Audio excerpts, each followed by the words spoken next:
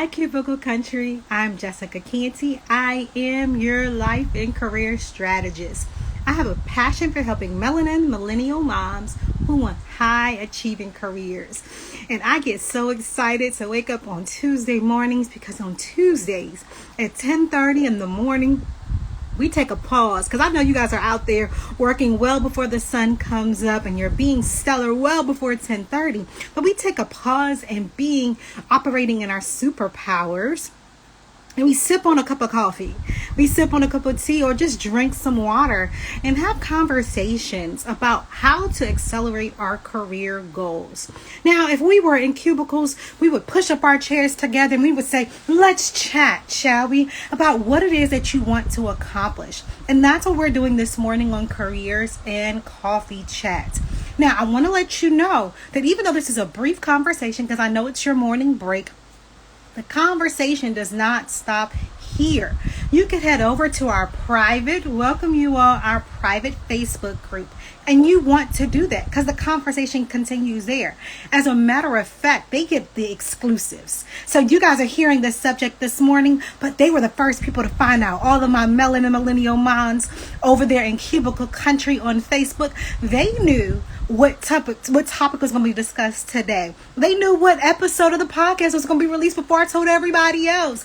And they'll know about a special series that's coming up and a special product that the sales are going to hit the market in just a few short weeks. So if you want to be in the know, you want to be one of those first people to get the coaching and support and tools you need to head over to the Facebook group and get it. Okay? Make sure that your network is supporting your net worth. Make sure people can respect your conglomerate because you've got your success squad behind you. Okay, now that I got that out of the way, so I wouldn't forget to tell you to head over there. I want to talk today, welcome you all. I want to talk today about discrimination in the workplace. Discrimination in the workplace. So first I want to give you some background as to why this conversation is coming about. Now, we know that 2020 has seen people really standing up for the rights of people of color, most specifically Black people. And it really struck a chord with me because I am a melanin millennial mom. I am an African-American mom. However, what really struck me about that is about having conversations about discrimination that some people don't necessarily know about. Some people are ignorant to or blind to. And so that combined with a conversation I had with my 9-year-old, who happens to be a Girl Scout, this weekend, they were talking about stereotypes. And what are the stereotypes that can hinder or put hurdles in front of human connections and the ability for girls to excel? So combining what's happening in 2020, combining with this conversation I had with my 9-year-old, I said, let's talk about discrimination in the workplace. And I want to kind of talk a little bit about what the different types of discriminations are, the different forms of discrimination. Now, I like to call them the isms of the workplace. Ageism, sexism, racism, classism, all those different isms, even if it's discrimination on your sexual orientation, all of these or isms and phobias that can take place in the workplace. Now, I want to share with you all what forms of discrimination I've experienced, but I want to hear from you. Comment down below. What types of discrimination have you experienced in the workplace? Even if you're catching this on a replay, I want to hear from you. Comment down below. Tell me, what forms of discrimination have you experienced in your career? From the first time you started working, maybe you had a lemonade stand all the way up to your managerial position that you're in now. What forms of discrimination have you experienced? Okay, while you're thinking about it and commenting down below, I'm going to tell you a little bit about the ageism I'm going to tell you a little bit about the isms I experienced, the discrimination that I experienced in my career. So the very first form of discrimination, I kind of hinted at it, was ageism. One of the very first forms of discrimination that I experienced was ageism. And I will venture to say that a lot of millennials have experienced ageism. I don't think it's the only generation that's experienced it. Oh, that's called sexism right there. Yes, gorgeous warrior. Come on and preach about it. That's called sexism. We're going to talk about that thing. I would love for you to tell me down below, what took place. Oh, I love it. We're going to talk about that. So ageism. Ageism is something I experienced when I was in grad school. Was the first time. It was the first time I experienced it. I was an intern in a legal office, and some older women would make comments about what I wore to work. Be it the clothing that I wore, be it the way I wore my makeup or my hair for the day. Every day I came into the office, they had something to say about me. And it always was formed like a compliment, but I could tell the tone of how it was delivered that in fact it was not a compliment. It was something to let me know how they felt about me and how they would react to me. It was also something that the scary part of discrimination is that it can start rumors in the office. And so I'm going to give you an example of that with the ageism I experienced. So the ageism I experienced, the women in my office hinted that I was going to do something with my supervisor, that there was going to be an inappropriate relationship between me and my supervisor. And so what discrimination does is it can start rumors. It can make you incredibly uncomfortable. It's pretty much workplace bullying. Now, we know when a child is being bullied, we know we got to go talk to the principal about that thing. We know that we cannot stand up for that. As an adult, it's called harassment. And it's also called prejudice and discrimination. And no matter what term you put on it, it's detrimental to your career well-being. Because I can remember every time I would come in the office, oh, you got on lipstick today. Oh, look at your skirt today. Oh, so I remember one time I said, it's kind of cold in the office. Can we adjust the temperature? Oh, your supervisor can keep you warm. And unfortunately, as women, we get the bad rep that we can't get along with women. So if that's you, if you feel like you have to comment and covertly insult or covertly express your thoughts about somebody, I want you to check the inside of you. What's going on inside of you that you have to make a comment about everybody? Now I want to get to Gorgeous Warriors because she said men getting positions they didn't deserve. That's called sexism. Plain and simple. Actually, it's called sexism and maybe even a little bit of nepotism. There go those isms. Sexism and nepotism, especially, I would say it really depends on the profession that you choose, because some professions are more women dominated and some professions are more male dominated. But in both fields, whether it's male dominated or female dominated, there are times when men get hired for positions that they don't deserve when there's a more deserving or more qualified woman. Come on and preach it. The reason why I'm saying that is because one of the professions I share my talents with is a female dominant profession. However, behind the scenes, men are getting paid more than the women because they want more men to come into this field. So you actually get a bonus if you are a male, and you actually get a bonus if you're a particular ethnicity of a male.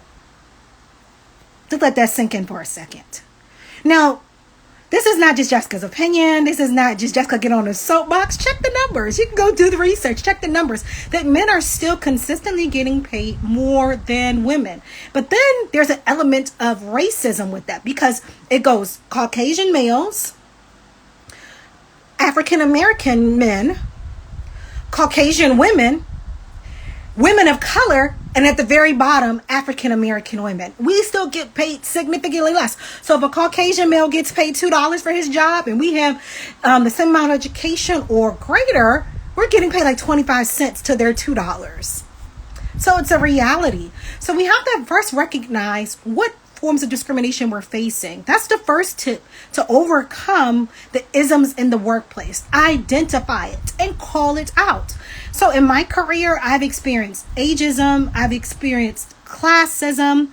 Ageism and classism has really been the major things that I've experienced. Classism, what do I mean by that? People actually discriminate. When you're writing your resume, classism can stop you from being called in for an interview. When you put your zip code at the top of the resume, people have an opinion of you based on your zip code, based on who they think lives in that zip code, based on what they think they can bring, or even based on whether or not they think you're going to be committed to the commute to the office, right? That's a little bit different in 2020, but some of us are actually still having to commute into the office. But I can remember I lived in Fairfax County for several years, and then I moved to Prince George's County. And I can just remember the different responses I got when I lived in Fairfax County than when I moved to Prince George's County. People responded to me differently when I told them where I lived. I'm the same person. The only thing that changed was my address. So classism definitely impacted where I worked. Oh, I thought you lived in Fairfax County. When did you move to Prince George's County? How's that going for you in Prince George's County? And how people thought that, I was a different salary range because I lived in Fairfax County. So classism is very, very real. So I'm going to give you a couple of tips on how to avoid, how to avoid the overall impact of it, how to conquer the impact of discrimination or isms in the workplace. Tip number 1 is to call it out, identify it. Are you experiencing nepotism? Are you experiencing sexism, racism? Are you experiencing phobias? Are you experiencing people discriminating on you based upon your physical wellness? People saying, well, because you have this chronic illness, are you going to be able to do this project? Are you, even if you are welcome, even if you are experiencing people thinking that because of your educational background, you're not able to do this. You're not able to think at a greater level. Whether or not you went to an Ivy League school or an HBCU, did you go to a PWI or did you go to a community college? There's some isms and discrimination in that. Okay, so let me get back to my tips. You can tell I can get fired up about this. I can get really excited all about talking about discrimination in the workplace because we have to overcome this in order for our transformational superpowers to conquer the issues that the agencies are facing that we're working with. The agencies and companies and clients that we're working with. So the very first thing is to call it out. Call a thing a thing. Okay. Number 2 is to get help. Get help. So one of the things I teach my clients is that you want to have your career executive board because those isms can be oppressive and it can feel like, especially for the things that feel like the glass ceiling that you're hitting, like no matter how hard I work, no matter how much overtime I put in, no matter how many projects and how much money I'm bringing into this company, I just cannot seem to excel. So you need to get help. And your career executive board is going to help you. We say you have to have these 4 people on your career executive board. And I'm going to tell you the 2 members that are going to give you the most help.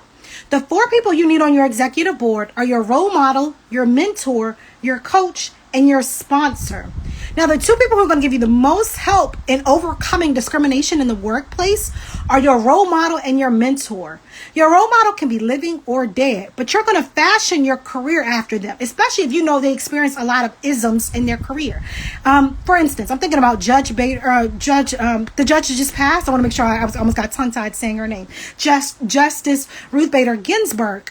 When I think about all the isms that she faced in her career, what a role model she could be for me. What did she do? What did she study? What was her mantra? What was her way of living that helped her to overcome them and then to make sure she charted the path forward for other women who were going to experience discrimination? So that's the first person on your e-board that's going to help you the most. The next person is your mentor. They're going to help you the most because they've been there, done that. They've bumped their head on the glass ceiling. They've been injured by those career curveballs. They tripped up on the pitfalls. So they're going to make sure that you don't. They're going to recognize it. They're going to tell you this is what you want to say in that meeting. That was in fact discrimination. This is who you need to go talk to in the office. So you want to make sure you tap into them. And lastly, your sponsor is really going to help you with that because your sponsor is going to circumvent all of those isms and make sure they put their name behind your name and allow you to get in those places and spaces that the discrimination has stopped you from getting into. Okay?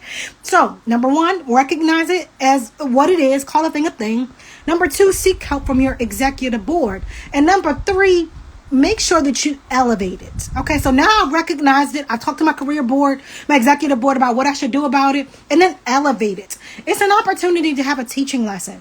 It might be something that you need to form a task force for. It might be something that you need to create a safe space for people to talk about it in.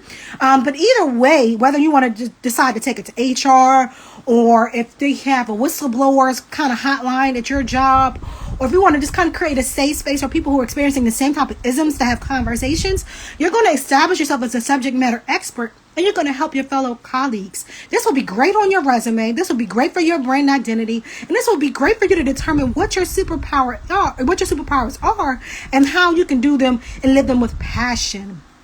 Okay, you all. It's been 15 minutes, and I know you got to get back to being stellar on your job. So don't forget these 3 tips. You want 1, acknowledge it. 2, get your support. And 3, elevate it. I will talk to you all soon.